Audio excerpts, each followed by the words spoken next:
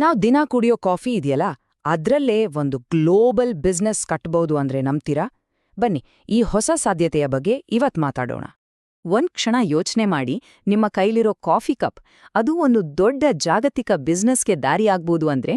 ಕೇಳಕ್ಕೆ ವಿಚಿತ್ರ ಅನ್ಸ್ಬೋದು ಅಲ್ವಾ? ಆದ್ರೆ ಇಂದು ನಾವು ಇದೇ ವಿಷಯದ ಆಳಕ್ಕೆ ಇಳಿಯೋಣ.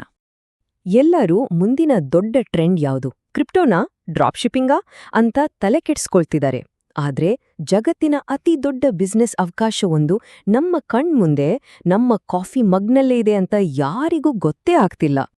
ಈ ಡಿಸ್ಟ್ರಿಬ್ಯೂಷನ್ ನೆಟ್ವರ್ಕ್ ಅನ್ನೋ ಪದ ಕೇಳ್ದ ತಕ್ಷಣ ಕೆಲವರಿಗೆ ಒಂಥರ ಹಳೆ ಕಾಲದ ನೆಟ್ವರ್ಕ್ ಮಾರ್ಕೆಟಿಂಗ್ ನೆನಪಾಗಿ ಒಂಥರ ಇರುಸುಮುರುಸು ಆಗತ್ತೆ. ಬನ್ನಿ, ಮೊದಲು ಆ ತಪ್ಪು ಕಲ್ಪನೆಯನ್ನೇ ಸರಿಮಾಡೋಣ. ಇಲ್ಲೇ ನೋಡಿ, ಒಂದ್ ಕಡೆ 90ಸ್ ದಶಕದ ಮಾಡೆಲ್, ಫ್ರೆಂಡ್ಸ್ ಫ್ಯಾಮಿಲಿ ಹಿಂದೆ ಬೀಳೋಡು. ಇನ್ನೊಂದ್ ಕಡೆ ಇವತ್ತಿನ ಆಧುನಿಕ ವಿತರಣೆ, ಇಲ್ಲಿ ಆಕರ್ಷಕ ಕಂಟೆಂಟ್ ಕ್ರಿಯೇಟ್ ಮಾಡೋದು, ಝೀರೋ ಇನ್ವೆಸ್ಟ್ಮೆಂಟ್, ಎಲ್ಲವೂ ಆಟೋಮ್ಯಾಟಿಕ್. ಇದರಿಂದ ನಮ್ಮದೇ ಆದ ಒಂದು ಪರ್ಸನಲ್ ಬ್ರ್ಯಾಂಡ್ ಕೂಡ ಬೆಳೆಯುತ್ತೆ.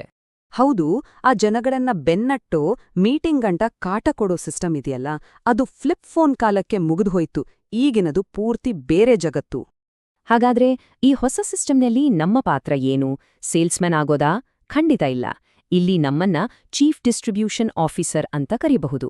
ಅಂದ್ರೆ ಈಗಾಗ್ಲೇ ರೆಡಿ ಇರೋ ಒಂದು ಗ್ಲೋಬಲ್ ಸಿಸ್ಟಮ್ಗೆ ನಾವು ಪ್ಲಗ್ ಇನ್ ಆಗ್ತೀವಿ ಅಷ್ಟೇ. ನಮ್ಮ ಕೆಲ್ಸ ಸೇಲ್ಸ್ ಮಾಡೋದಲ್ಲ, ಡಿಸ್ಟ್ರಿಬ್ಯೂಷನ್ ನೆಟ್ವರ್ಕ್ ಅನ್ನ ಬೆಳೆಸೋದು. ಸರಿ, ಈ ಮಾಡರ್ನ್ ಡಿಸ್ಟ್ರಿಬ್ಯೂಷನ್ ಇಂಜಿನ್ ಅಂತ ಹೇಳ್ತಿದ್ದೀನಿ, ಅದು ಹೇಗೆ ಕೆಲಸ ಮಾಡುತ್ತೆ, ಅದರ ಶಕ್ತಿ ಏನು ಅಂತ ನೋಡೋಣ ಬನ್ನಿ. ಯಾವುದೇ ಬಿಸ್ನೆಸ್ ಶುರು ಮಾಡ್ಬೇಕು ಅಂದ್ರೆ ಎಷ್ಟು ತಲೆನೋವು ಇರುತ್ತೆ ಅಲ್ವಾ?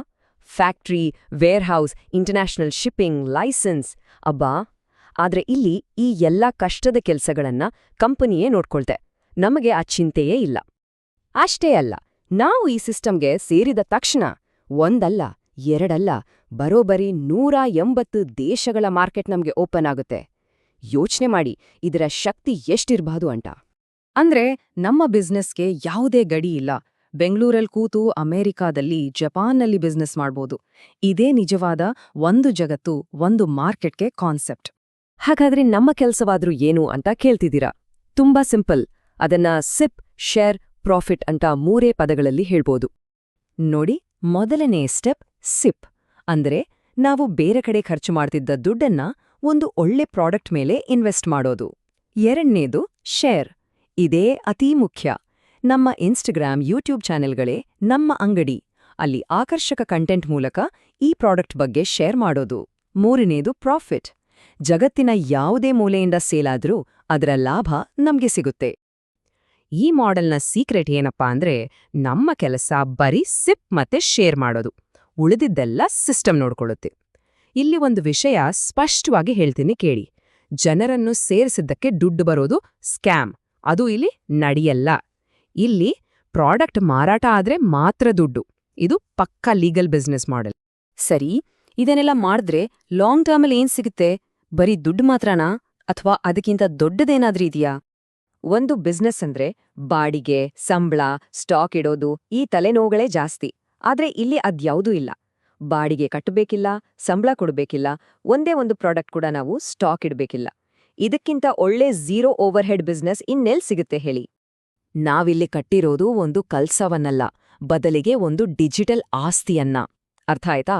ಕಾಫಿ ಅನ್ನೋದು ಜನ ದಿನ ಕುಡಿಯೋ ಪ್ರಾಡಕ್ಟ್. ಅದಕ್ಕೆ ಬೇಡಿಕೆ ಯಾವತ್ತೂ ಕಡಿಮೆ ಆಗಲ್ಲ. ಹಾಗಾಗಿ ನಾವು ಮಲ್ಗಿದ್ದಾಗ್ಲೂ ನಮ್ಮ ಬಿಸ್ನೆಸ್ ಬೆಳೆಯುತ್ತಲೇ ಇರುತ್ತೆ, ನಮ್ಗೋಸ್ಕರ ದುಡಿಯುತ್ತಲೇ ಇರುತ್ತೆ. ಹಾಗಾದ್ರೆ ಕಸ್ಟಮರ್ಸ್ ಹೇಗ್ ಸಿಗ್ತಾರೆ? ಜನರನ್ನ ನಾವು ಅಟ್ಟಿಸ್ಕೊಂಡೋಗ್ಬೇಕಾ? ಖಂಡಿತ ಇಲ್ಲ. ನಮ್ಮ ಕೆಲ್ಸವೇನ್ ಗೊತ್ತಾ? ಆಕರ್ಷಕ ಕಂಟೆಂಟ್ ಮಾಡೋದು. ಇನ್ಸ್ಟಾಗ್ರಾಮ್, ಯೂಟ್ಯೂಬ್ ಇರೋದು ಅದಕ್ಕೆ. ಅವೇ ನಮ್ಮ ಫ್ರೀ ಜಾಹೀರಾತು. ಅವಕಾಶ ಹುಡುಕ್ತಿರೋ ಜನರೇ ನಮ್ಮನ್ನ ಹುಡ್ಕೊಂಡ್ ಬರ್ತಾರೆ. ಒಂದ್ ಮಾತು ನೆನ್ಪಿಡಿ, ಕ್ರಿಕೆಟ್ ಟೀಮ್ ಆಗ್ಲಿ, ದೊಡ್ಡ ಕಂಪನಿ ಆಗ್ಲಿ, ಒಬ್ರೇ ಏನೂ ಮಾಡಕ್ಕಾಗಲ್ಲ. ಟೀಮ್ ಬೇಕೇ ಬೇಕು.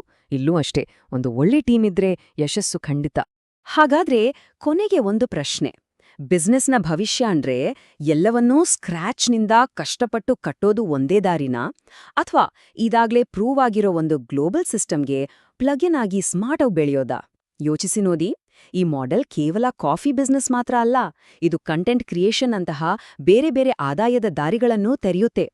ಬಹುಶಃ ನಿಜವಾದ ಆರ್ಥಿಕ ಸ್ವಾತಂತ್ರ್ಯ ಅಂದ್ರೆ ಇದೇ ಇರ್ಬೋದಾ?